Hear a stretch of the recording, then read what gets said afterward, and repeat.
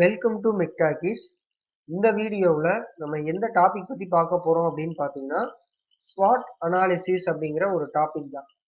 இந்த ஸ்வாட் அனாலிசிஸ் எதுக்காக அப்படின்னு பார்த்தீங்கன்னா, ஏதாவது ஒரு டிசிஷன் எடுக்கணும் அப்படின்னா அந்த டிசிஷன் மேக்கிங்க்கு ஒரு ஸ்ட்ராட்டஜிக் பிளானாக பார்த்தீங்கன்னா இந்த ஸ்வாட் அனாலிசிஸை யூஸ் பண்ணுவாங்க. இந்த ஸ்வாட் அனாலிசிஸ் யூஸ் பண்ணுறது மூலமாக நம்ம சரியான டிசிஷனை எடுக்க முடியும். சரி, இது யாரெல்லாம் பயன்படுத்தலாம் அப்படின்னு பார்த்தீங்கன்னா, நீங்கள் ஒரு ஸ்டூடெண்ட்டாக இருந்தீங்க அப்படின்னா அடுத்து நான் என்ன படிக்கணும், அடுத்து நான் படிப்பை முடிக்க போகிறேன் அப்படின்னா நான் வந்து வேலைக்கு போகலாமா, இல்லை எனக்கு வேற ஏதாவது தொழில் செய்யறதுக்கு ஆசையாக இருக்குது, அடுத்து நான் என்ன பண்ணணும் அப்படிங்கிறத நம்ம இந்த ஸ்வாட் அனாலிசிஸ் மூலமாக பார்க்கலாம். அப்படி இல்லை அப்படின்னா நீங்கள் ஒரு ஹவுஸ் ஒய்ஃபாக இருக்கிறீங்க அப்படின்னா, என்னால் சும்மா இருக்க முடியல, நான் ஏதாவது ஒரு சிறுதொழில் செய்யணும் அப்படின்னா இந்த ஸ்வாட் அனாலிசிஸ் மூலமாக நீங்கள் என்ன பண்ணலாம் அப்படின்னா உங்களோட டிசிஷனை நீங்கள் எடுக்கலாம். இப்போ புது பிஸ்னஸ் நீங்கள் ஆரம்பிக்க போகிறீங்க, இல்லை ஆல்ரெடி நீங்கள் ஒரு பிஸ்னஸ் ரன் பண்ணிட்டு இருக்கீங்க, அதில் லாஸ் ஆயிடுச்சு அப்படின்னா அதுலேருந்து எப்படி மீண்டு வர்றது அப்படிங்கிறதுக்கான ஒரு வழியையும் இந்த ஸ்வாட் அனாலிசிஸ் வந்து கொடுக்கும். ஸோ இந்த வீடியோ எதுக்கு கிரியேட் பண்ணிக்கிறேன் அப்படின்னா, டிசிஷன் மேக்கிங்கில் நமக்கு கன்ஃபியூஸாக இருந்துச்சு அப்படின்னா இந்த ஸ்வாட் அனாலிசிஸ் மூலமாக நம்மளால் சரியான டிசிஷனை எடுக்க முடியும். ஸோ இது வந்து ஒரு ஸ்ட்ராட்டஜிக் பிளான். இதை எதுக்காக யூஸ் பண்ணுவாங்க அப்படின்னு பார்த்தீங்கன்னா, சரியான டிசிஷனை எடுக்கிறதுக்காக யூஸ் பண்ணுவாங்க. பெரிய பெரிய கம்பெனிகள், அதே மாதிரி ஒரு ஆண்டர்பிரினராக இருக்கிறீங்க அப்படின்னா, அதுக்கப்புறம் ஸ்டூடெண்ட்ஸு, இல்லை யார் வேணாலும் இந்த ஸ்வாட் அனாலிசிஸை எடுக்க முடியும். அதே மாதிரி இந்த ஸ்வாட் அனாலிசிஸை வந்து பர்சனலாகவும் நம்மளால் எடுக்க முடியும். ப்ரொஃபஷ்னலாக நம்ம வளரணும் அப்படின்னா அதுக்காகவும் இந்த ஸ்வாட் அனாலிசிஸை நம்மளால் எடுக்க முடியும். சரி, இந்த வீடியோவில் ஸ்வாட் அனாலிசிஸ் அப்படின்னா என்ன, அது எப்படி யூஸ் பண்ணுவாங்க அப்படிங்கிறத பற்றி பார்க்கலாம். வாங்க வீடியோக்குள்ளே போகலாம். ஸோ இந்த ஸ்வாட் அனாலிசிஸ் அப்படிங்கிறது என்ன அப்படின்னா, இந்த SWOT அப்படிங்கிற லெட்டர்ஸ் எல்லாமே ஒரு 4 டேர்ம் சொல்லுவாங்க. அந்த 4 டேர்மோட ஃபர்ஸ்ட் லெட்டர் தான் இது எல்லாமே. ஸோ எஸ் அப்படிங்கிறது ஸ்ட்ரென்த் அப்படிங்கிறத குறிக்கும், W அப்படிங்கிறது வீக்னஸை குறிக்கும், O அப்படிங்கிறது ஆப்பர்ச்சுனிட்டியை குறிக்கும், T அப்படிங்கிறது த்ரெட்ஸை குறிக்கும். சரி, இப்போ இந்த STWO இதெல்லாமே வந்து நம்ம இடம் மாற்றலாமா அப்படின்னு கேட்டிங்கன்னா மாற்ற முடியாது. இந்த மாதிரி தான் நம்ம இந்த ஸ்கொயரில் ப்ளேஸ் பண்ணணும். ஸோ இப்போ பார்த்தீங்கன்னா ஸ்ட்ரென்த்தும் ஆப்பர்ச்சுனிட்டியும் பார்த்தீங்கன்னா ரொம்ப ஹெல்ப்ஃபுல்லாக இருக்கும். நீங்கள் வந்து ஒரு நோக்கத்துக்காக இந்த ஸ்வாட் அனாலிசிஸ் வந்து நம்ம பண்ணுவோம். இப்போ நான் வந்து பிஸ்னஸ் ஆரம்பிக்க போகிறேன், இல்லை நான் மேற்படிப்பு படிக்க போகிறேன், எனக்கு எதில் இன்ட்ரெஸ்ட் இருக்குது அப்படிங்கிறத பார்த்து அந்த டிசிஷனை நான் எடுக்கணும். ஸோ அதுக்கு நம்மளோட ஸ்ட்ரென்த்தும் ஆப்பர்ச்சுனிட்டி எங்கெங்கே இருக்குது அப்படிங்கிறதும் நமக்கு ஹெல்ப்ஃபுல்லாக இருக்கும். அடுத்து பார்த்தீங்க அப்படின்னா ஹார்ம்ஃபுல், அதாவது நம்மளோட வீக்னஸும் த்ரெட்ஸும் பார்த்தீங்க அப்படின்னா நமக்கு அபாயமானது. ஸோ நம்ம எந்த காரணத்துக்காக இந்த ஸ்வாட் அனாலிசிஸ் பண்ணுறோமோ அதில் நமக்கு என்ன வீக்னஸ் இருக்குது, த்ரெட்ஸ் எல்லாம் என்னென்ன இருக்குது அப்படின்னு பார்க்குறதா இந்த WTO. ஸோ இது ரெண்டும் பார்த்தீங்கன்னா நமக்கு அபாயமானது. ஸோ அதை வந்து நம்ம என்ன பண்ணணும் அப்படின்னா தனியாக நோட் பண்ணிக்கணும். SO அப்படிங்கிறதையும் நம்ம தனியாக நோட் பண்ணிக்கணும். ஸ்ட்ரென்த்து ஆப்பர்ச்சுனிட்டி தனியாக நோட் பண்ணிக்கணும், WTயை வந்து தனியாக நோட் பண்ணிக்கணும். ஸோ SOவும் பார்த்தீங்கன்னா பெனிஃபிட்டாக இருக்கும், WT அப்படிங்கிறது பார்த்தீங்கன்னா டிஸ்அட்வான்டேஜாக இருக்கும். ஸோ அடுத்து பார்த்தீங்க அப்படின்னா இந்த SW, இந்த ஸ்ட்ரென்த்தும் வீக்னஸும் பார்த்தீங்கன்னா ஒவ்வொருத்தருக்குள்ளேயும் இருக்கும். ஸோ அது வந்து இன்டர்னல் அப்படின்னு சொல்லுவாங்க. அதாவது ஆரிஜின், அதோட ஆரிஜின் என்ன அப்படின்னு பார்த்தீங்கன்னா இன்டர்னலாக இருக்கிறது. நமக்கு என்ன ஸ்ட்ரென்த் இருக்குன்னு தெரியும், நம்மளோட வீக்னஸ் என்ன அப்படிங்கிறது. ஸோ இந்த ஸ்ட்ரென்த்தும் வீக்னஸும் பார்த்தீங்கன்னா நமக்குள்ளதான் இருக்கு. அதனால இது வந்து இன்டர்னல் ஆரிஜின் சொல்லுவாங்க. அது அடுத்து பார்த்தீங்க அப்படின்னா ஆப்பர்ச்சுனிட்டியும் த்ரெட்டும். ஸோ இந்த ஆப்பர்ச்சுனிட்டி த்ரெட் ரெண்டுமே பார்த்தீங்கன்னா எக்ஸ்டர்னல் ஆரிஜின் சொல்லுவாங்க. அதாவது ஆப்பர்ச்சுனிட்டி நமக்குள்ள கிடைக்காது, நம்ம வெளியில போய் தேடினா தான் நமக்கு ஆப்பர்ச்சுனிட்டி கிடைக்கும். அதே மாதிரி அப்படி தேடும் போது நமக்கு என்னென்ன த்ரெட்ஸ் இருக்கு அப்படின்னு நம்ம பார்ப்போம். ஸோ இப்போ இந்த ஓவும் டியும் பார்த்தீங்கன்னா எக்ஸ்டர்னல் ஆரிஜின் சொல்லுவாங்க, எஸ்ஸும் டபிள்யூவும் பார்த்தீங்கன்னா இன்டர்னல் ஆரிஜின் சொல்லுவாங்க. ஸோ இந்த மாதிரி தான் அந்த மேட்ரிக்ஸை வந்து ஃபார்ம் பண்ணிக்கணும். இந்த மேட்ரிக்ஸில் இந்த லெட்டர்ஸ் எல்லாமே வந்து நம்மளால மாற்ற முடியாது. ஸோ இது வந்து எல்லாமே காமனாக இருக்கும். ஸோ இதுதான் வந்து ஸ்வாட் அனாலிசிஸ், இல்லைன்னா ஸ்வாட் மேட்ரிக்ஸ் அனாலிசிஸ் அப்படின்னு சொல்லுவாங்க.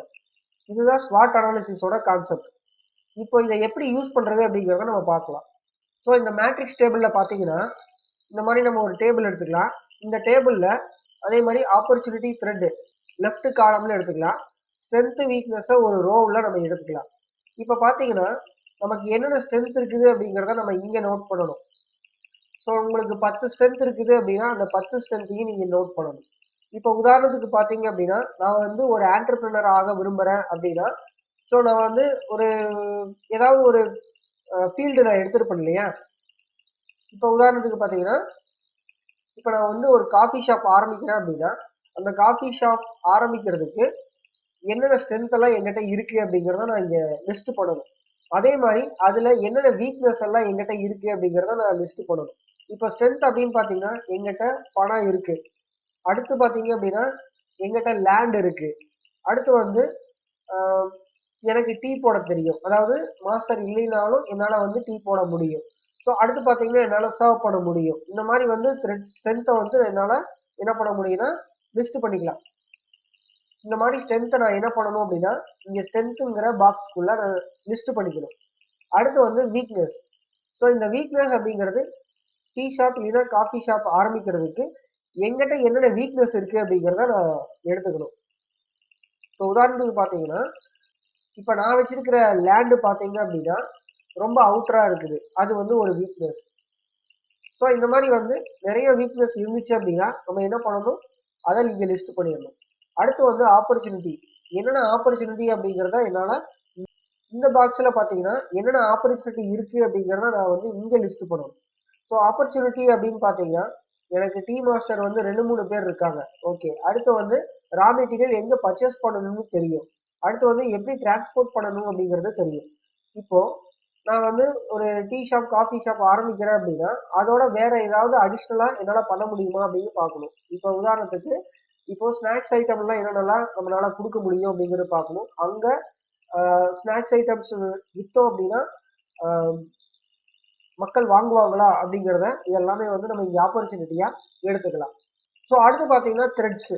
ஸோ த்ரெட் அப்படிங்கிறது பார்த்தீங்கன்னா ஒரு டீ ஷாப் இல்லைன்னா காஃபி ஷாப் இருக்கிற இடம் பார்த்தீங்க அப்படின்னா பார்க்கிங் இல்லை.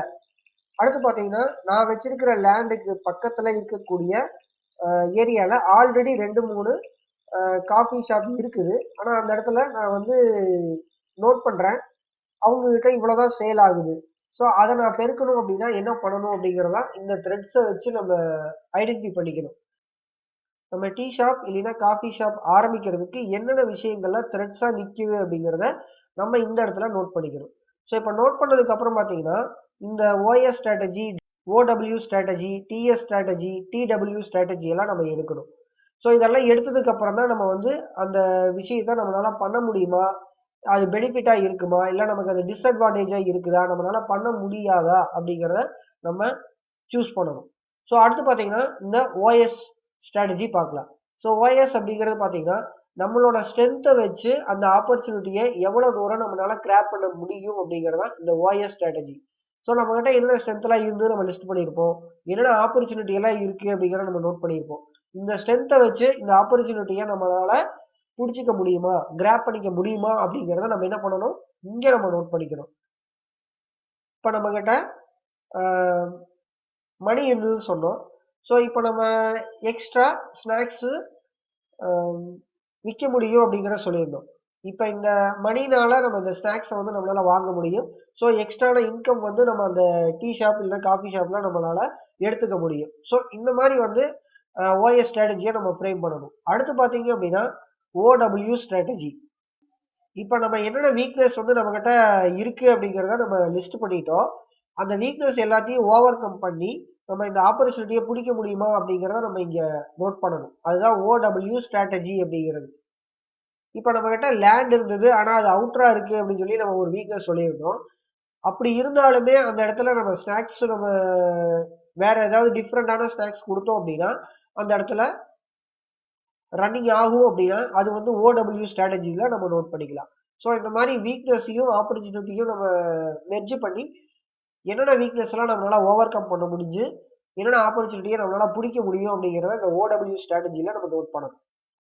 இந்த டிஎஸ் ஸ்ட்ராட்டஜியில் பார்த்தீங்கன்னா நம்மகிட்ட இருக்கக்கூடிய ஸ்ட்ரென்த்னால என்னென்ன த்ரெட்டை எல்லாம் நம்மளால ஓவர் கம் பண்ண முடியும் அப்படிங்கிறத இந்த டிஎஸ் ஸ்ட்ராட்டஜியில் நம்ம நோட் பண்ணணும்.